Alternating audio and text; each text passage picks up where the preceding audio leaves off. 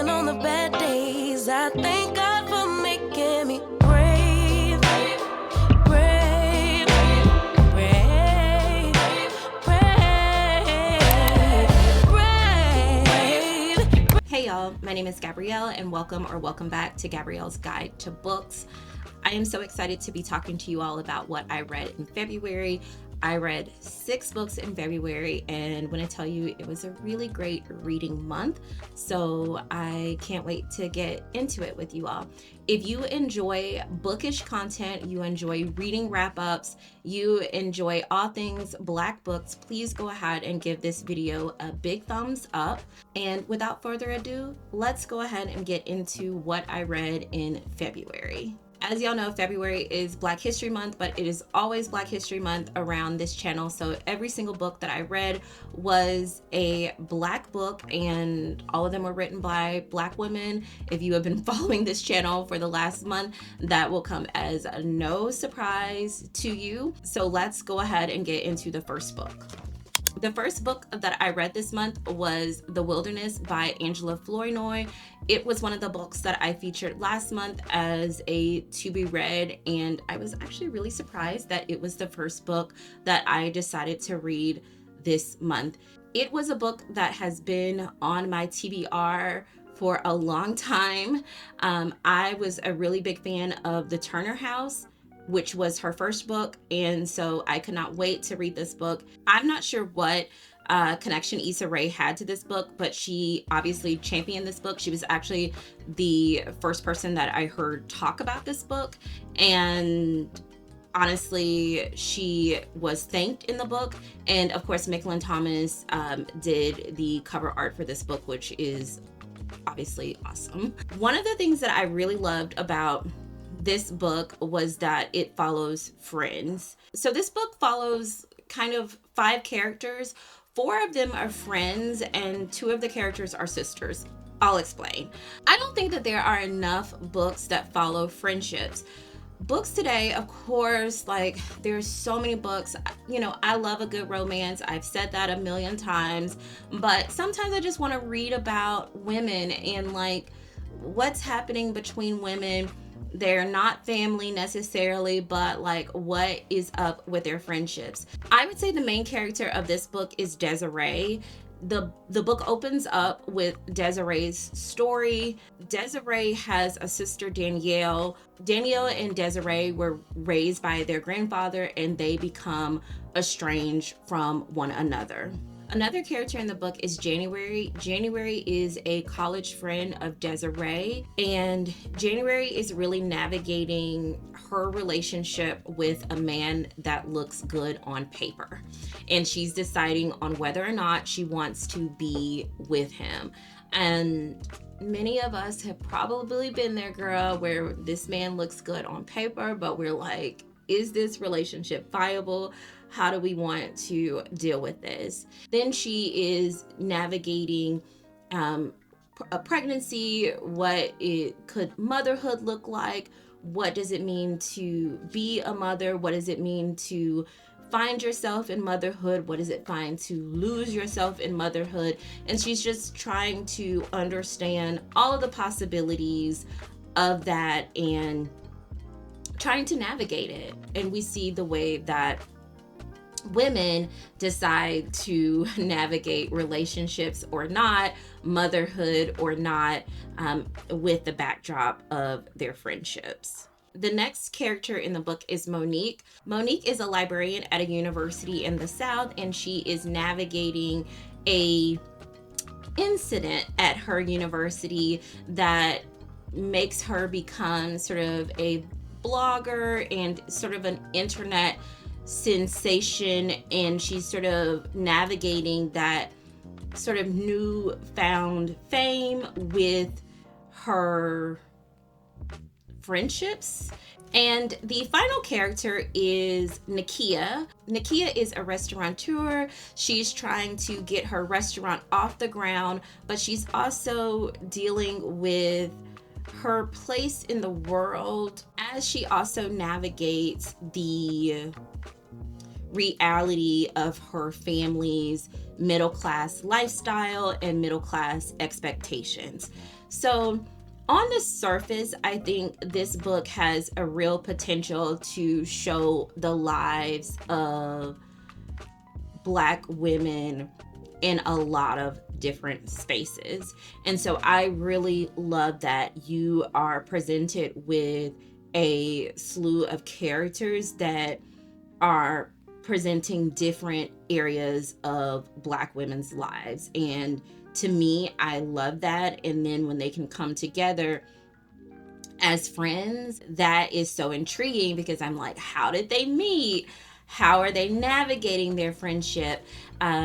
So in this book, you get the themes of grief, abandonment, estrangement, sisterhood, racism, classism, sexuality, violence. There are a lot of themes in this book. And also, I think it can be sometimes distracting how many themes are in the book. In approaching this book, I was so excited. I was really itching to read a literary fiction that was about Black women's friendships, that was nuanced, complicated, lovely, and like thought-provoking. The book was told from multiple perspectives, and that is something that, as you hear me do more and more reviews, that's something that I will continue to come back to, because it's something that I love. I don't just like when the narrator is telling the story, because I think sometimes there can be a lot of distance from the characters. With that being said, I did want more development for each of these characters. With the absence of probably Desiree, I did not feel like I got to know these characters as deeply as I wanted to. I think on the surface, I was so invested in each of their stories. I felt like the author really set them up to be really wonderful and memorable characters, but it just lacked the depth that I really would have wanted from each of them. I wanted to get to know them so well, because her writing style is just so powerful.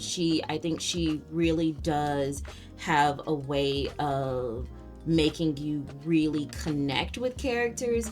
And because I was so connected with the characters, I wanted to know so much about them. And I just did not feel like I learned and got as deep with the characters as I really, really wanted to. So while the friendship was the hook of the book and the thing that like really made me say this is the first book that I wanted to read, I had an issue really seeing the bond between these characters.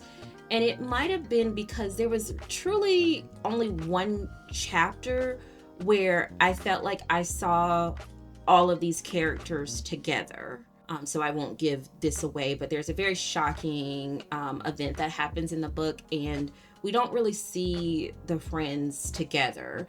And I felt like that sort of did a disservice to the reader and also really, to the story. But that again is just my opinion. One thing about me is that you are rarely going to hear me advocate for a book to be longer.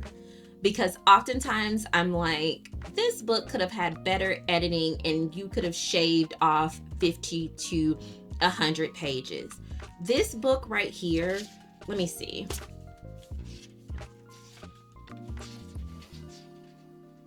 This book was 290 pages, and I believe that with another 50 to 75, maybe even 100. No, not 100. 50 to 60 to 75 pages. This could have enhanced the narrative, because I feel like there was so much more that we could have learned about each individual character. We could have learned about the characters together, and then we could have learned particularly about the sisters Desiree and Danielle together. Because she is such a skilled writer, it is hard for me not to want to give this book like the highest rating and the highest marks, because her writing is so good. So good. There were lines in the book that I was just like, girl, I don't want you to take this review and not go and read the book. I really do think that this book is worth reading. And honestly, this is one of those books that I will probably come back to in 1 to 2 to 3 years to see in another season of life, do some of the pieces of the book come together for me in a different way. I do recommend this book because, again, her writing is so wonderful. Okay, so the next book that I read in February is The Waterbearers by Sasha Bonet. This is also one of the books that I said was on my TBR in my January wrap up. If you watched that video, I said that I stumbled upon a book talk that she was giving at one of my local Black bookstores, and I decided to pick up the book because the book talk was just so lovely. This book was a 5 for me.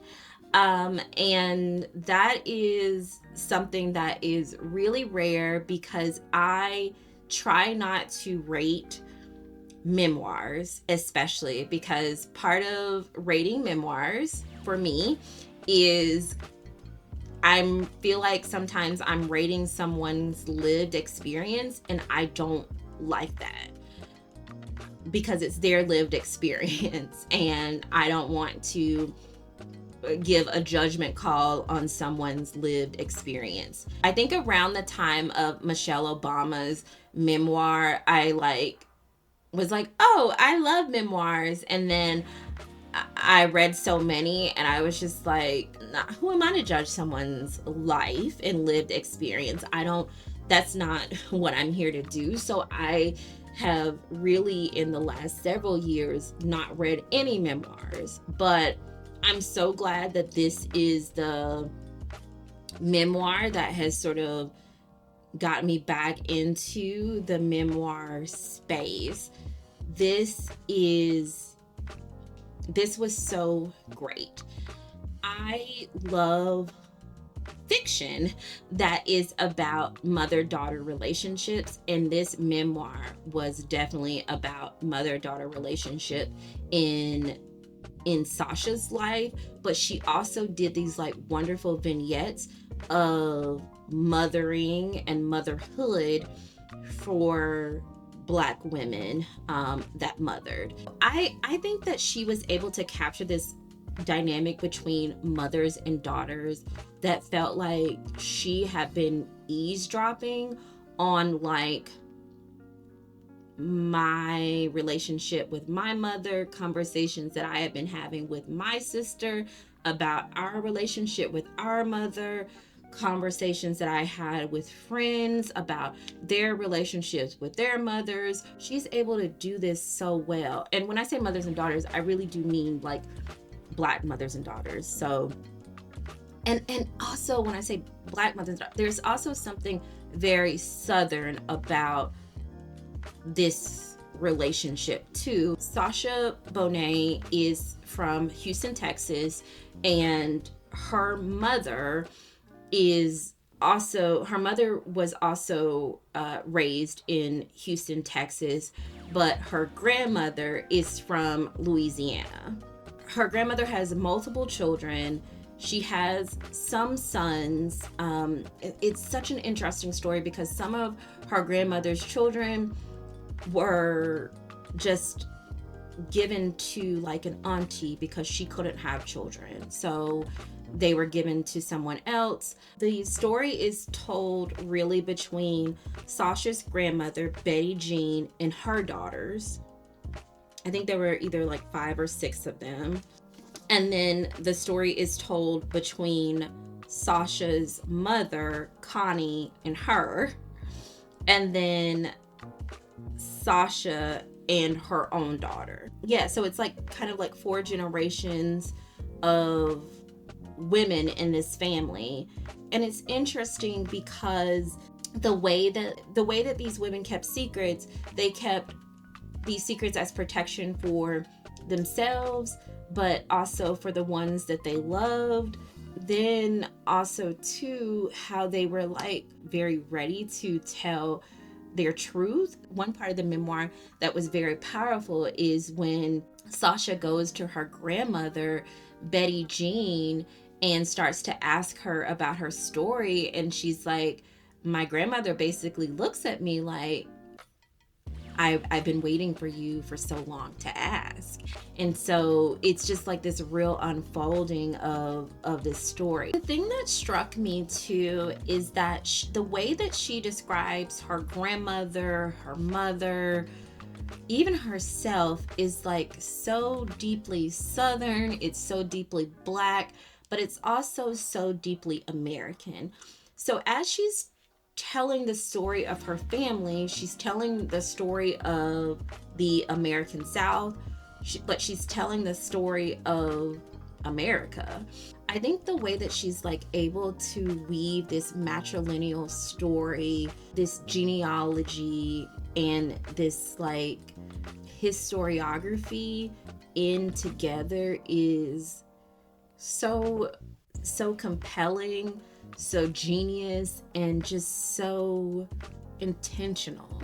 It is very clear that she is doing this as something to help to heal herself, to heal her family, to heal a generation, but she is also doing this like against the grain. I am so interested to know what the relationship is like between her and her mother now. I do know from the book talk that her grandmother has passed away, and I think she actually mentions that also in the book. I'm also interested to see like what the relationship is between the sisters, because when I tell you she is telling the family business, she is telling the family business. But I don't know if y'all have seen this show Queen Sugar, where Nova writes this like book where she's like telling all the family business, and she's telling the family business in a way that it's like, girl, you should not be telling the family business. This is not the way that this book is written. This book is written in a way that like she is like Nova did not tell any of her business in that book, or the way that she was telling her business, it was kind of like light. Sasha is telling a lot of her business in this book too, but this is, I think, a way of like truly trying to like heal the family, heal the generation, but also just to like do a lot of truth telling with this book. So if you haven't noticed, I'm the person that loves to tell y'all the themes of what is covered in a book. And there are a lot of themes that are covered here. I'm going to look down at my notes while I tell you.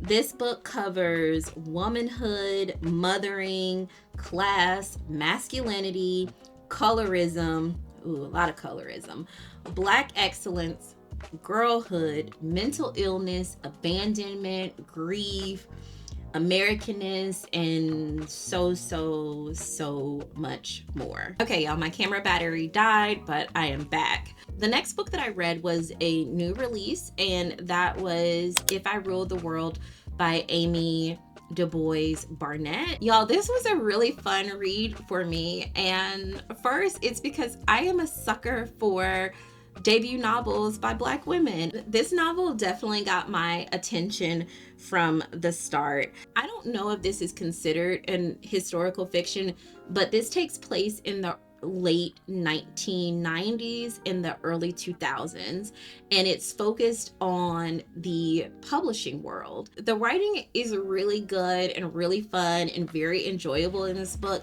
I should also say that the author of this book was the former editor of Honey magazine, Ebony magazine, and I think Teen People magazine. I was definitely transported back to a time where I was reading Honey, Essence, Sister to Sister, Ebony. Oh, what were the other? Oh, I was reading like Hype Hair. I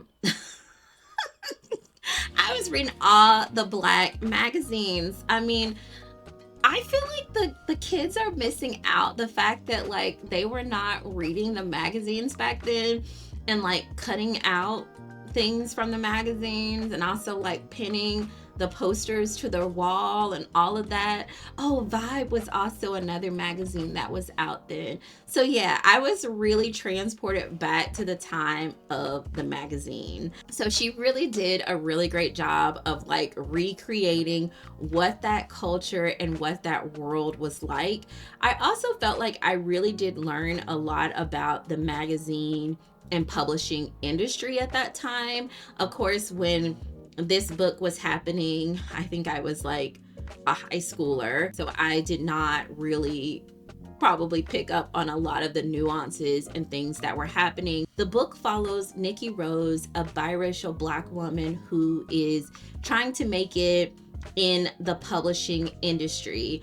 So she goes from a white publication that would probably put you in the mind of something like Vogue or Marie Claire at the time, and then she's trying to switch over to lead a magazine that is probably very similar to something like Honey magazine or Essence magazine, a magazine that is geared towards Black women.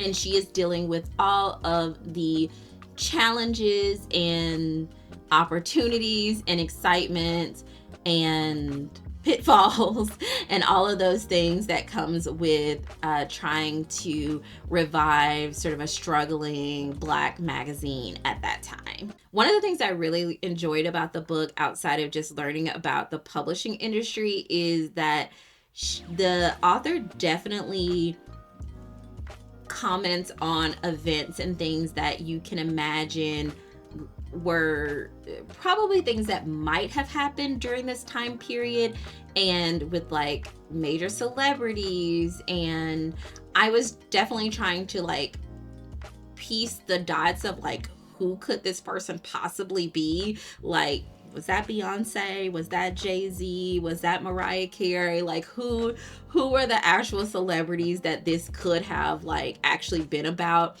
at that time? Was pretty interesting because, of course, the author had the firsthand knowledge of this industry. She may or may not have been trying to like do that on purpose, but that's exactly where my mind went. I consider this novel to really be something like a coming of age story. Nikki is a young woman coming up in the publishing industry. She's trying to determine whether she's making the right career choices, whether she made the right decision to go from one publication to another. How is she going to navigate this? When she was at her previous publication, was she too Black? And now that she's the editor-in-chief of Sugar magazine, is she Black enough? And she's doing a lot in her romantic life. So is she making the right choices there? She has a long-term boyfriend, but now that she has access to a lot of different things and, you know, a lot of different expectations of her as an editor-in-chief, is she making, you know, better choices or the right choices in her romantic life? All of that angst that a lot of young women go through in their early 20s, Nikki is definitely going through that. I will be honest that there are times when the main character, Nikki, frustrates me, and maybe that's intentional. I do appreciate the exploration of friendships in this book, even while I like really wince at like these vignettes of like racism and misogynoir that's happening very frequently throughout the book, and particularly with the same character over and over and over and over again. I enjoyed this book a lot, but I do feel like this is one of those books that dragged a little bit at the end for me. But overall, I would say this book was good. It felt very nostalgic for me. I would highly recommend this book to someone who read Honey magazine, Essence, Vibe, Sister to Sister, any of these types of magazines, or anyone that has like nostalgia for the late 1990s, early 2000s, or just wants like a different sort of kind of historical fiction to read, I think this would be really great to add. I thought this was a really fun debut novel. So the next book is The Seven Daughters of Dupree by Nikesha Elise Williams. I'll just go ahead and spoil it and say this book was a 5 for me. I don't know if there will be another book this year that will top this book for me. So, and I hate to be like, ooh, is this next book going to top this book for me? Y'all, this book was amazing. I will say that this book was definitely for a reader like me. It had all of the things that I love. This book was a multi-generational novel that was told from multiple perspectives, and all of the main characters were women. So this book traces 7 generations of the Dupree family. It begins with an unnamed enslaved ancestor and ends with Tatiana, who is a teenager in the 1990s in Chicago. This book is so good, y'all. From enslavement through the 1990s, you have a woman from the Dupree family of every generation. You see a Dupree woman going through Reconstruction, the Great Migration. Yeah, you just see her going through so many different time periods, y'all. It's amazing. All of those secrets, all of that pain, all of that joy, all of that love, all of that hurt affects each generation of women, and how through 7 generations it affects how they show up in the world, how the Dupree women become who they are. I don't think I have read a book quite like this. If you have read Ya Jesse's Homegoing or Ayanna Mathis, The 12 Tribes of Hattie, how it goes through those generations, it's reminiscent of that. But the fact that it focuses on these Black women is just such a different angle. The reason why the book focuses on daughters of this generation, and this is not giving anything away, there is a curse, a blessing, a malediction, however you want to see it, that this family of women can only give birth to daughters. And so you see this line of 7 daughters that take them from Land's End, Alabama to Chicago, Illinois. And through these 7 generations, you see the women dealing with, again, my themes. You see themes of family secrets, passing, colorism, paint or curses, violence, escapism, abandonment, motherhood, secrets, and so much more. I don't want to say too much about the book to give the book away, but the way that this writer weaves this story is brilliant and amazing. I, again, have not read a book like this before. When I read this book, I was like, this is giving me a lot of like Toni Morrison, Alice Walker vibes. And I think it's because the way that the family is so present, women are so present, the South is so present, struggle is present, and like being insular is also present. So the book is so good. It's hard to describe, and it's hard to know exactly what's happening and what's going on into the book until you are actually in it.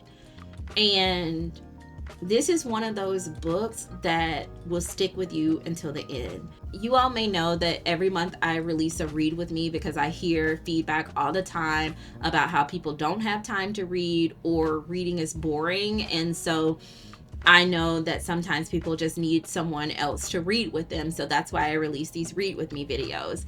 And usually they're an hour. But I was close to finishing this book when I did the read with me, but there was a part of the book that I knew was coming, and I was like, I am not about to cry. I am not about to be crying on this camera. So the read with me was only 45 minutes because I knew I had to stop reading because I did not want to be crying on camera. And y'all, this book is so good. I just cannot say enough about the book except read the book. Like, I try to review a book right after I read it because I want to like capture that visceral reaction to the book.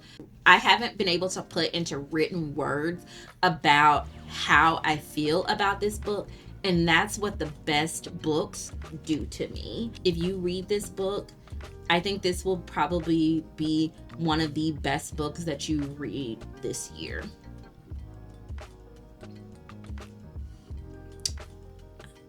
Yeah, I'll go on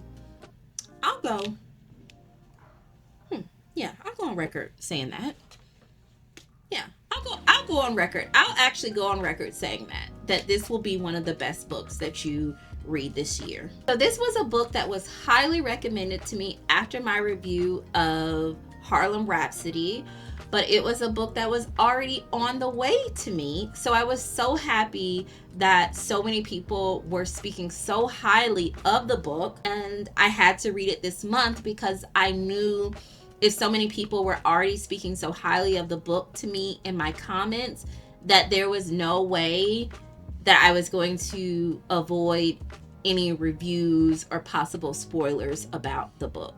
And that book is With Love From Harlem by ReShonda Tate. This book is a novel about Hazel Scott, who was the jazz musician, civil rights activist, and just all around baddie.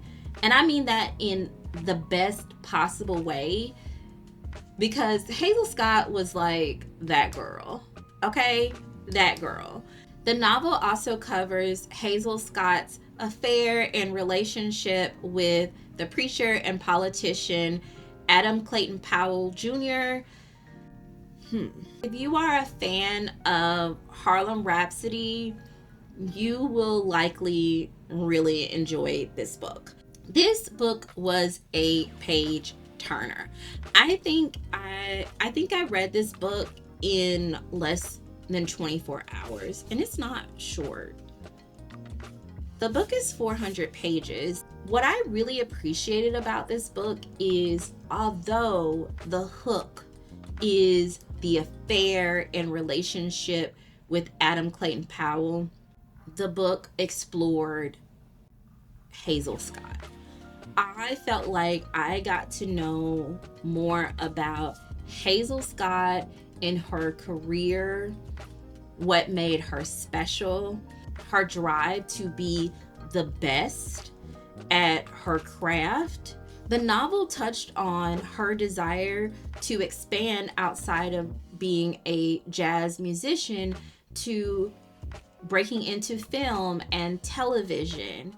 I love that I got to know more about her relationship with other historical figures like James Baldwin and Billie Holiday and Josephine Schuyler. Even though I know that ReShonda Tate took some liberties with the relationships with those characters, I thought that it was so great to get so much more about Hazel Scott's life and relationships that were not just romantic. I loved to learn about her mother's desire to be a musician and how, when that was cut short, how she pivoted to being a music teacher and tutor, and how then she poured her energies into really helping Hazel's career. So I really love that we got to learn more about Hazel as a mother and the way that she really poured into her son Skipper. So we learned that Hazel spoke 5 languages, and it was so like sweet to see where her son Skipper moved to Paris with her, and could only imagine him also being immersed in that Parisian lifestyle and getting to know like another culture and to learn like another language. I love like imagining that. So yes, Hazel Scott's relationship with Adam Clayton Powell was a large part of this novel and ReShonda Tate's reimagining of Hazel Scott's life. What I appreciated was it was not the whole of this book. She really did show Adam Clayton Powell as being someone that was all in for Harlem and all in for Black people. I really appreciated that. And at the same time, we could see how he was an awful husband. He was a cheater, a philanderer, a F-boy, if you will, another one. The way that this man stayed with a woman, I was just also really happy that I think this was true in life and also came through on the pages of this book, where Hazel Scott really said, hey, I have to choose between who I want to be as a person, what I want my career to look like, and I don't want to sacrifice that just to be in relationship with you. So we see her grappling with that as a woman who had power, a woman who was very public. And I think also we got to see Adam Clayton Powell saying, ooh, I don't know how it's going to be for me to be with a woman that is just as powerful and well known as me. Because that's one of like his main things is like, I don't want to play like second fiddle to you. Like, I'm Adam Clayton Powell Jr. and, I am somebody. Okay, but you're not Hazel Scott though. If you want a page turner, if you want a messy affair, but you want a strong woman who is also saying, baby, I love you, but I love me more, this is a really great one for you to check out. Okay, so for the final book that I read this month is The Ex Dilemma by Elle Wright. This is my first book by this author, but it is definitely not her first book. This is a second chance romance, which I love. The concept of this book actually reminded me a little bit of The Rewrite, which I read last month. So Wesley Bachelor is kind of a bachelor, and he is kind of, out in the streets doing whatever he wants to. There's a gossip column called Miss T that is following all of his escapades and documenting all of them. And his grandmother is basically like, if you don't get this cleaned up, baby, you are going to be fired. So she hires a private investigator to help to look into who is this Miss T person.